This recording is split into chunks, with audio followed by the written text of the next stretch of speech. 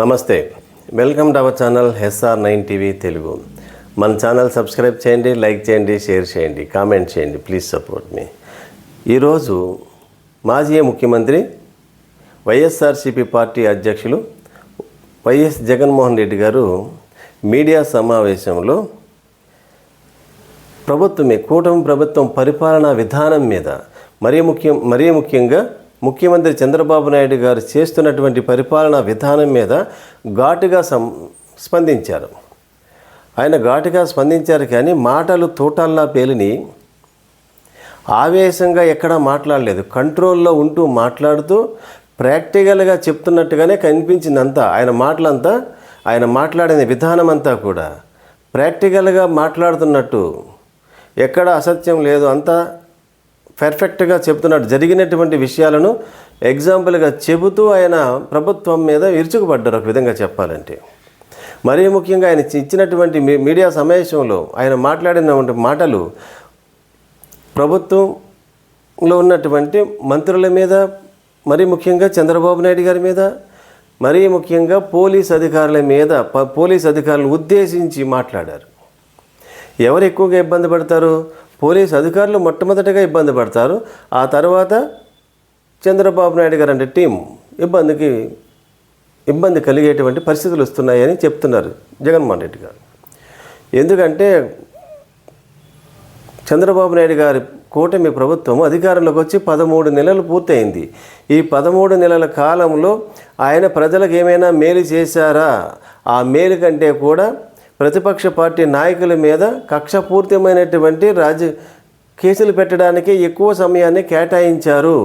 ఇటువంటి విధానము మంచిది కాదు. ఇంకా ఆయన ఏమన్నారు? ఆయన మాటల్లో దుష్ట సంప్రదాయానికి బీజం వేశారంట చంద్రబాబు నాయుడు గారు. ముఖ్యమంత్రి చంద్రబాబు నాయుడు గారు దుష్ట సంప్రదాయానికి బీజం వేశారు. ఆ బీజం మొలకెత్తి మహావృక్షంలా మారుతుంది. ఇది ఎంత మాత్రమూ మంచిది కాదు అని హెచ్చరిక చేశారు. ఒక విధంగా జగన్మోహన్ రెడ్డి గారు చెప్పారని కాదు, కానీ ఈ కక్షపూరిత రాజకీయ పరిస్థితులు ఎవరికీ మంచిది కాదు, ఏ పార్టీకి మంచిది కాదు. ఒక్కొక్క పార్టీ అధికారంలోకి వస్తుంది, ఒకసారి ఒక పార్టీ అధికారంలోకి వస్తుంది, ఒక పార్టీ మళ్ళీ ప్రతిపక్షంలోకి వెళ్తుంది, ప్రతిపక్షంలో ఉన్న పార్టీ మళ్ళీ అధికారంలోకి వస్తుంది, అధికారంలో ఉన్న పార్టీ ప్రతిపక్షంలోకి వెళ్తుంది. ఇది ప్రజాస్వామ్యంలో రొటీన్గా జరిగేటువంటి వ్యవహారమే.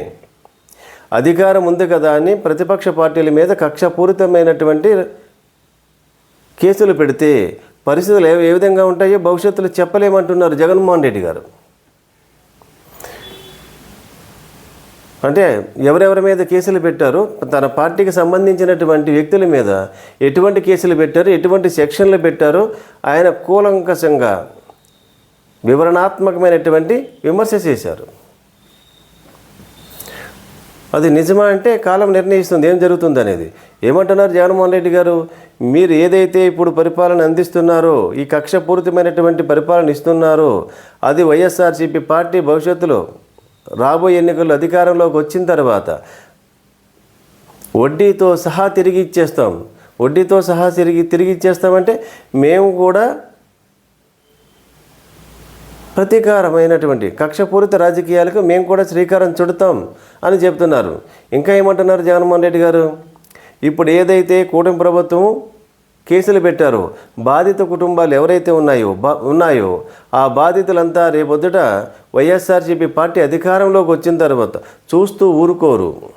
వారి మీద ప్రతీకారం ఖచ్చితంగా తీర్చుకుంటారు. అప్పుడు జగన్మోహన్ రెడ్డి గారు ముఖ్యమంత్రిగా ఉండగా కంట్రోల్ చేయటం, ఈ బాధిత వ్యక్తులను కంట్రోల్ చేయటం ఆయనకు కూడా సాధ్యం కాకపోవచ్చు అని చెప్తున్నారు. అంటే భవిష్యత్తు ఎంత భయంకరంగా ఉంటుందో చెప్పకుండానే చెబుతూ సినిమా చూపించేస్తున్నారు జగన్మోహన్ రెడ్డి గారు ప్రతిపక్షానికి, అధికార పక్షానికి. ఆయన చూపించినటువంటి సినిమాను చూసినట్లయితే మొట్టమొదటిగా పోలీసు అధికారులు ఇబ్బందికి గురవుతారు. ఆయన DIG స్థాయి అధికారులను కూడా ఆయనకు స్పష్టంగా చెప్పారు ఎవరెవరు ఏ విధంగా ఇబ్బంది పెడుతున్నారో, ఎవరు ఏ విధంగా కక్షపూరితమైనటువంటి కేసులు పెడుతున్నారు. ఈ కేసులు పెట్టినటువంటి అధికారులు రిటైర్డ్ అయినా, ఎక్కడ ఉన్నా, సప్త సముద్రాల అవతల ఉన్నా విడిచిపెట్టేది లేదు. వారందరినీ తీసుకొచ్చి ఖచ్చితంగా చట్ట ప్రకారంగా చర్యలు తీసుకుంటామని హెచ్చరిక చేశారు. అది నిజంగా హెచ్చరికే.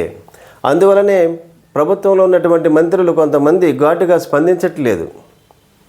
ఇప్పుడు జగన్మోహన్ రెడ్డి గారు ప్రభుత్వాన్ని విమర్శించారు, సూటిగా విమర్శించారు. ఆ విమర్శల మీద ఎవరైనా మరి అధికార పక్షానికి చెందినటువంటి మంత్రులు కానీ, ఎమ్మెల్యేలు కానీ, నాయకులు కానీ ఏమైనా స్పందిస్తారా? ఏ విధంగా స్పందిస్తారు చూడాలి. అంత స్పష్టమైనటువంటి వివరణ ఇవ్వగలుగుతారా? ఏదో స్పందించాలి కాబట్టి స్పందిస్తారా? జగన్మోహన్ రెడ్డి గారు చెప్పిన దాంట్లో వాస్తవం ఉన్నట్టుగా కనిపిస్తుంది. వాటిని ఎలాగైనా స్పందించవచ్చు. కానీ మాత్రం రాబోయే రోజుల్లో తెలుగుదేశం పార్టీ నాయకులకు చాలా ఇబ్బంది కలగవచ్చు. చాలా ఇబ్బంది కలిగేటువంటి నిర్ణయాలు తీసుకునేటువంటి అవకాశమే కనిపిస్తుంది జగన్మోహన్ రెడ్డి గారి మాటల్లో.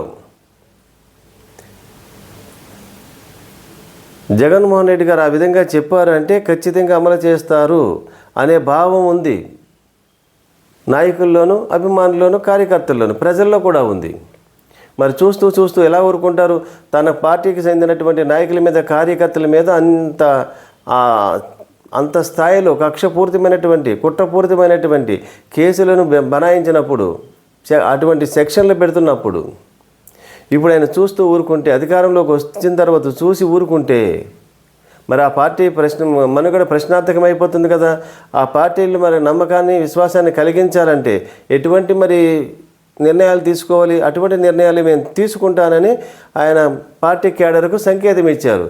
అలా ఇవ్వటం వల్ల ఏమవుతుందంటే వైఎస్ఆర్సీపీ పార్టీ నాయకుల్లోనూ, కేడర్లోనూ మరింత ఉత్సాహము, ధైర్యం వస్తుంది. అలాంటి ధైర్యానికి ఎప్పుడైతే వస్తారో తన ప్రత్యర్థి పార్టీ అయినటువంటి తెలుగుదేశం పార్టీ నాయకుల మీద తిరగబడేటువంటి అవకాశాలు ఉంటాయి. తిరగబడితే ఏమవుతుంది? ఘర్షణ వాతావరణం ఆంధ్రప్రదేశ్లో ఉంటుంది, ఏర్పడుతుంది. రాజకీయ ఘర్షణ వాతావరణం ఎప్పుడైతే ఆంధ్రప్రదేశ్లో ఉంటుందో, ఆంధ్రప్రదేశ్లో పెట్టుబడులు పెట్టడానికి, వ్యాపారస్తులు వచ్చి వ్యాపారం చేయడానికి భయపడతారు. పెట్టుబడులు రాకపోవచ్చు. అయితే చంద్రబాబు నాయుడు గారిని చూసి పెట్టుబడులు వస్తున్నాయని చెబుతున్నారు. సో ఆయన చూసి వస్తున్నాయా? ఆయన ఇస్తున్నటువంటి భూములు ఎకరం 99 పైసలకి ఇస్తున్నారు కాబట్టి ఆ భూములను తీసుకోవడానికి వ్యాపార సంస్థలు వస్తున్నాయా, పెట్టుబడిదారులు వస్తున్నాయా? త్వరలోనే మనకు తెలుస్తుంది. ఏది ఏమైనప్పటికీ ఆంధ్రప్రదేశ్లో ఈ పరమైనటువంటి రాజకీయ కక్షలను పక్కన పెట్టండి. ప్రజాస్వామ్యయుతంగానే పరిపాలన చేయండి. ప్రజాస్వామ్యయుతంగా, రాజ్యాంగబద్ధంగా, రాజ్యాంగానికి లోబడి రాజకీయాలు చేయండి. అలా చేసినట్లయితే ఆంధ్రప్రదేశ్ ప్రజలకు, రాష్ట్రానికి మేలు జరుగుతుంది. లేదా మీ యొక్క అధికారం కోసమే రాజకీయాలు చేస్తే, కక్షపూరితమైనటువంటి రాజకీయాలనే మీరు కొనసాగించినట్లయితే, ఆంధ్రప్రదేశ్లో ఉన్నటువంటి పార్టీలన్నీ అదే విధమైనటువంటి పందాను అనుసరించినట్లయితే ఆంధ్రప్రదేశ్ యొక్క భవిష్యత్తు అంధకారంగానే మారిపోయేటువంటి ప్రమాదం ఉంది. రాష్ట్రానికి ఎంత మాత్రము మంచి చేయదు, మేలు జరగదు. ఇప్పటికైనా చంద్రబాబు నాయుడు గారు మించిపోయింది లేదు. ఈ కక్షపూరితమైనటువంటి రాజకీయ కక్షలకు పక్కన పెట్టండి. మీరు ఏమైతే ప్రజలకు హామీలు ఇచ్చారో 6 హామీలను అమలు చేయడానికి ప్రయత్నం చేయండి. మీ మీద ఇప్పుడు కూటమి ప్రభుత్వం మీద వ్యతిరేకత తీవ్ర స్థాయిలో ఉంది. ప్రజల్లో అసంతృప్తి ఉంది. అసంతృప్తిని చల్లార్చడానికి ఎటువంటి పాలన కావాలో అటువంటి పాలన ఇవ్వండి. అంతేగాని కక్షపూర్తి రాజకీయాలకు స్వస్తి చెప్పండి. ఇప్పటి నుంచి మంచి పరిపాలన ఇచ్చినట్లయితే ప్రజలు మిమ్మల్ని హర్షిస్తారు.